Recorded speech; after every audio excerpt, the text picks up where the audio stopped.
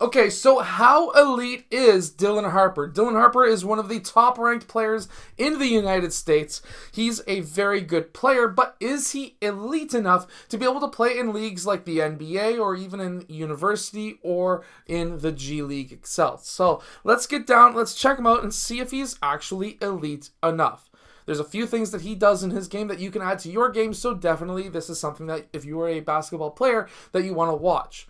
Really quickly, if you want to be able to shoot the basketball from further away, make sure to go check out my shooting workout that is down in the description below. Okay, so right here, what we have is Dylan Harper. He is in the open court and he's going to try and get to the rim. Now, when you go to the rim, there's a few things that you really need to be able to do, and that is to limit your dribbles from the three-point line in when you get towards the rim. Inside the three-point line, you should be generally around 2 dribbles or less. If you can keep it under 2 dribbles from the three-point line to the rim, you're going to be all set. What he does right here is very good. He takes his last dribble and he gets the ball nice and high. It's above his shoulders. He's actually right at his shoulders. Now, why this is important is because now he does have 2 hands on it, which is great. But as we can see, there is a hand reaching in right there. This is why you want to keep it high. If he had the ball right here, that would have been a strip, and I can almost guarantee the referee would have never called it because hands are technically part of the ball. So he is able to get through that contact, and then he's able to outstretch to get that layup. Now,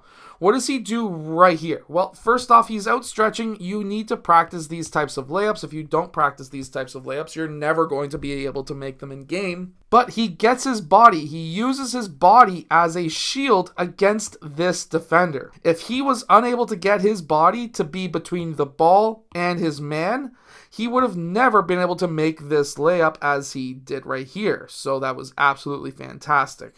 Here he receives a pass from the point, and the first thing that he does is he sizes up his man. When he attacks his man, he then takes that dribble right there, which before you say this is a travel, it is not. As we can see, this was his pivot foot, this is his planted foot. Depending on how the wording is versus the United States versus the rest of the world, this could be the pivot. But in my books, this is the pivot foot, this is the planted foot, this is the foot that moves, this is the foot that stays on the ground. And then he's able to take this first step. Now, he has not dribbled yet, but he has started his dribble. There's a wording in the rule book where you have to start your dribble, and ideally, according to most referees, the ball has to hit the ground before this foot touches the ground, which is exactly what happened here, which means it's not a travel. And usually this move is so fast the referees generally can't see it in time, so they won't call it a travel even if it's close or borderline. But watch how many dribbles he takes. He takes 1 dribble right there, takes a second dribble right there.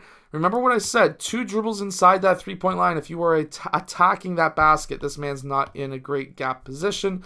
And then Dylan Harper is able to gather that ball. He gets 2 hands on it. Now he's keeping it at his waist right here because there was nobody there to be able to steal it. And then he's able to go up strong with 2 hands. Now he goes up for a 2-hand dunk. Now, why is this important? Well, first off, for the players who may be younger, 1-hand layups are going to be perfect. For players who may not have the explosiveness to go 2 hands, 1 hand is probably going to be good enough. But going up with 2 hands shows that he has power. This is extremely important because now, if he was guarded by somebody who was bigger or more explosive, they could have blocked that if it was a 1-hand dunk. But with it being a 2-hand dunk, this is why you need to try and work on your game and work on your legs and your lower back, plyometrics, things like that. Vertical jump training book down in the description below. But why you want to work on this is because this is a guaranteed dunk. This is a guaranteed basket. If you can get up there, it's guaranteed. It's 2 hands right into the rim. This is why everyone should be working on their physical abilities to be able to jump higher. Now, here he gets the dribble handoff. He's able to sit at his man for a second. He takes a few dribbles. He's trying to size up his man. That's what the glide dribble is all about.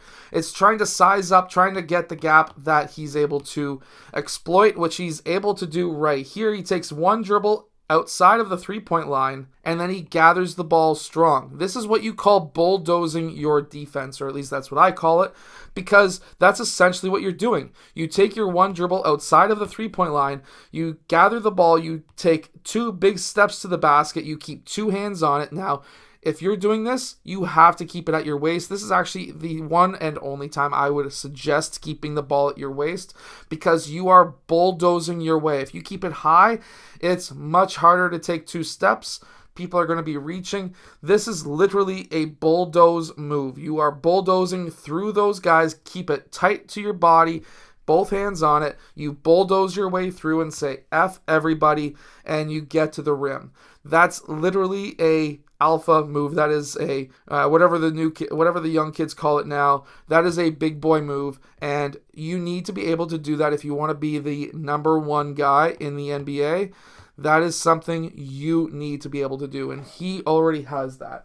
Now, I really want to show you why a glide dribble is so important. So right here, he goes through his legs, glides over. Now, he's created this gap between himself and his defender. Well, now, what is he going to do? Well, he's going to then cross back over and he's going to attack. Now, he could have done another glide dribble, but by doing this glide dribble in the first place, this defender's momentum is taking him in this direction, which means that Dylan Harper has to go and attack the opposite direction because the defender's momentum is taking him here, which means that he's going to be a very easy candidate. He also created a top foot to be able to attack on. Now, when Dylan Harper is attacking, look at his shoulders versus his defenders. He has leverage. This is extremely important if you want to be able to get to the rim.